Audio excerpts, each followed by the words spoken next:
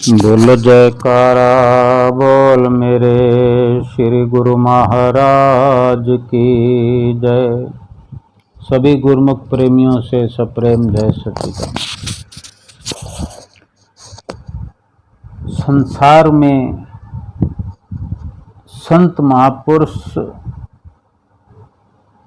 अवतरित होते हैं। उनके अवतरित होने से लेकर जब तक संसार के अंदर देह रूप में, शरीर रूप में रहते हैं, हर पल जन्म से लेकर कोई न कोई ऐसी लीला रचाते रहते हैं जिसे देखकर हर किसी को आश्चर्य होता है, हैरत में पड़ जाता है हर कोई कि क्या कोई इतनी अल्प आयु में, छोटी उम्र में भी कोई ऐसा चमत्कार कर सकता है। लेकिन अगर स्वयं परमात्मा, तीनों लोकों का मालिक, पूरे सृष्टि का रचयिता, अगर चाहे तो क्या नहीं कर सकता। कोई भी ऐसी कार्रवाई नहीं, कोई भी ऐसा असंभव कार्य नहीं उनके लिए जो वो कर न सके। रिद्धियां सिद्धियां जिनके चरणों की दासी है, पूरे संसार को अपने जाल में फंसाने वाली माया उनकी चरण कमलों की दासी है। चरण रज जिसका सहारा है, वो परमपिता परमेश्वर अपनी मौज से आते हैं और अपनी मौज से ही फिर दूसरे रूप में आने की तैयारी करते हैं। और जब तक रहते हैं संसार में, हर पल गुरुमुखों को, प्रेमियों को, अपने संपर्क में आने वालों को हैरान भी करते हैं और हर प्रकार से सुख समृद्धि बख्शते हैं। जीवन के अंदर अगर कुछ भी उपलब्धि हासिल हो सकती है तो ऐसे परिपूर्ण संत महापुरुषों के संपर्क में आने से, उनके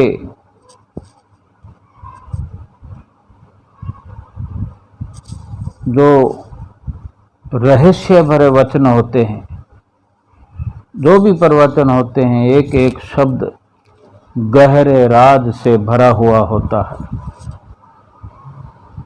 जिसको लगन लग जाए उन गहरे राज को समझने की और इसी लगन में संतों महापुरुषों की जो संपर्क में आता है, उनकी जो चरण शरण में आता है और उनसे तहे दिल से सच्चा प्रेम करने लगता है, उसको, उस गुरुमुख को, उन प्रेमियों को संत महापुरुष इतना भरपूर कर देते हैं कि फिर कुछ और प्राप्त करने की तमन्ना ही नहीं रहती गुरुमुख प्रेमियों को। हर वक्त दीवानगी की हद तक उनके पीछे मदहोश हुए जीवन का सफर तय करते रहते हैं और आनंद ही आनंद उनके जीवन में भरपूर हो जाता है। और आप स्वयं परमेश्वर भी वो मर्यादा दर्शाते हैं अपने गुरुमुख प्रेमियों को, उनको उन नक्शे कदम पर चलने की प्रेरणा देते हैं। स्वयं आप वो पहले करते हैं, फिर अपने संपर्क में आने वालों को भी उन्हीं पद चिन्हों पर चलने की प्रेरणा देते हैं जो संपूर्ण सुख से भरपूर है। आनंद ही आनंद जिनके नक्शे कदम पर चलने से हर वक्त प्राप्त होता रहता है।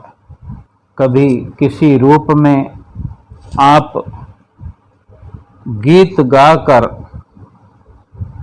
भगवान को प्राप्त करने की प्रेरणा देते हैं, कभी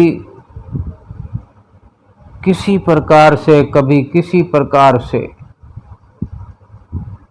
एक आदर्श स्थापित करते हैं। समय समय पर भगवान श्री कृष्ण ने आकर कुछ आदर्श हमारे लिए संसार में स्थापित किए। भगवान श्री राम ने मर्यादा पुरुषोत्तम बन के एक मर्यादा हम जीवों के लिए कायम की, जिस पर चलने की प्रेरणा दी, जो अपने आप में एक मिसाल है। और संत महात्माओं के रूप में जो आप आए, श्री कबीर साहब जी महाराज, संत दादू दयाल जी महाराज और कितने ही परम संत रूप में आकर, जैसे श्री गुरु नानक देव जी महाराज इस दुनिया में आए और भक्ति और परमार्थ की नींव रखी। श्री 108 श्री परमहंस दयाल महाराज जी इस धराधाम पर आए, गुरुमुख प्रेमियों के लिए ये भक्ति का लासानी दरबार बनाया, जिसकी तो कोई मिसाल ही नहीं है दुनिया में। ये केवल गुरुमुख जानते हैं। इसी प्रकार संत महापुरुष समय समय पर आते रहे और आते रहेंगे। और अभी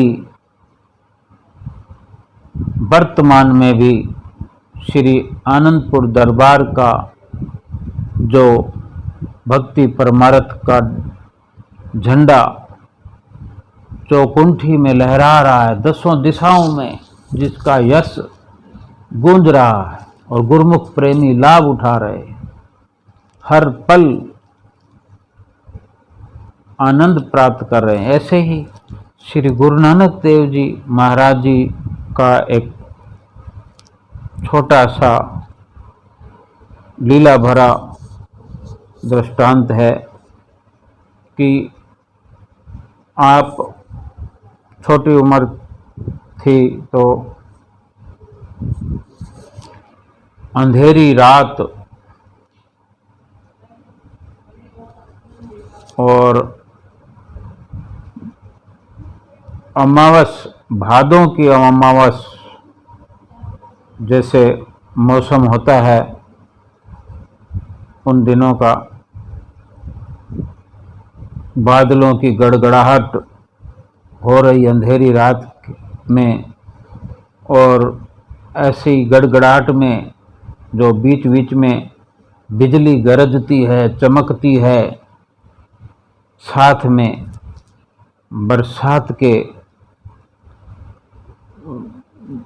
झोंके आते हैं, कभी धीमे कभी तेज। गांव पूरा सोया हुआ था। बस अगर कोई जागृति थी, ऐसी अंधेरी रात, बरसात और बिजली का चमकना, और सारा गांव सोया हुआ है। आधी रात को तो सबको नींद आ ही जाती है, पता ही नहीं लगता कि बादल गरज रहे हैं या बिजलियां चमक रही है, गहरी नींद होती है, लगभग सभी सोए होते हैं। और ऐसे में अगर कोई गूंज थी, जागृति थी, तो गुरु नानक देव जी के गीतों की गूंज आधी रात के समय। और जब संत बाल रूप में अपनी ये लीलाएं रच रहे हैं और भगवान से जुड़ती हुई प्रीत का आदर्श बना रहे हैं हमारे लिए कि किस प्रकार ये जीव भक्ति करके अपने आप को आनंद से भरपूर कर सकता है, प्रभु से मिलन कर सकता है। गीत गा रहे हैं गुरु नानक देव जी, रात को देर तक गाते रहे। और ऐसा डरावना मौसम तो गुरु नानक देव जी की माता डरी हुई कि आधी रात से ज़्यादा बीत गई, कोई 3 बजने का समय हुआ और देख रही हैं कि नानक के कमरे का दिया जल रहा है। बीच बीच में गीत की आवाज़ आती है। नानक के दरवाजे पर माता ने आकर, जिस कमरे में गुरु नानक देव जी गीत गा रहे थे, इतनी रात को जो सुबह होने का समय आया और गीतों का सिलसिला थम नहीं रहा। और वैसे भी बच्चा कुछ भी करता है, अच्छा या बुरा, लेकिन माता को नींद नहीं आती, क्योंकि उसका अपना नज़रिया है अपने बच्चे के प्रति। तो चिंता के कारण माता ने आकर कमरे का द्वार खटखटाया और कहती हैं, बेटे अब सो भी जाओ, रात तो करीब करीब समाप्त होने को और सोने का समय भी समाप्त हो गया, सोने का पूरा समय खत्म हो चुका है, अब बस करो। तो नानक चुप हो गए। जो गीत गा रहे थे चुप हो गए। तभी रात के अंधेरे में एक पपीहे ने जोर से पुकारा, पीहू पीहू की आवाज आई। तो गुरु नानक ने कहा कि सुनो माता, अभी तो ये पपीहा भी चुप नहीं हुआ, अपने प्यारे की पुकार कर रहा है। यानी पपीहा पक्षी है, उसका उदाहरण देते हैं माता को कि अभी ये पक्षी होकर भी चुप नहीं हुआ, अपने प्यारे को पुकार रहा है, जाने कितना समय होगा। और इस पपीहे से मेरी होड़ लगी है, शर्त लगी है, समझ लो, जब तक ये गाता रहेगा, पुकारता रहेगा, मैं भी पुकारता रहूंगा अपने प्रभु को। और इसका प्यारा तो बहुत पास है, लेकिन मेरा प्यारा, मेरा प्रीतम बहुत दूर है, जन्मों जन्मों का। मतलब दूरी है, यानी इतनी दूरी है कि जन्मों जन्मों तक गाता रहूं तब ही उस तक पहुंच सकूंगा। रात और दिन का इसमें कोई हिसाब नहीं है कि जो आप कह रही हो कि रात बीत गई है। अपने प्रीतम के प्यार में रात या दिन नहीं गिना जाता। और फिर दोबारा गुरु नानक ने गाना शुरू कर दिया। इस प्रकार गुरु नानक ने परमात्मा को गा गा कर पाया। गीतों से पटा है मार्ग नानक का। इसलिए नानक की खोज बड़ी अलग है, भिन्न है। पहली बात समझ लेनी जरूरी है कि नानक ने योग नहीं किया, तप नहीं किया, ध्यान नहीं किया। नानक ने सिर्फ गाया और गा कर ही पाया। लेकिन गाया उन्होंने इतने पूरे प्राण से, प्रण से कि उनका गीत ही ध्यान हो गया, गीत ही योग बन गया, गीत ही तप हो गया, गीत ही साधन हो गया। जब कोई समग्र प्राण से किसी भी कृत्य को करता है, कोई भी कार्य संसारिक हो, आध्यात्मिक हो, सामाजिक हो, इतने तन समग्र प्राण से अगर कोई कार्य करता है तो वो वही कृत्य मार्ग बन जाता है। अगर ध्यान हम करें अधूरा अधूरा तो कैसे पहुंचेंगे, कैसे पाएंगे, उस मकसद तक कैसे पहुंच पाएंगे जो हम चाहते हैं। हम अगर पूरे हृदय से, पूरे हृदय से, अपनी सारी समग्रता से एक भी गीत गा दें, एक भी नृत्य कर लें तो पहुंच जाएंगे।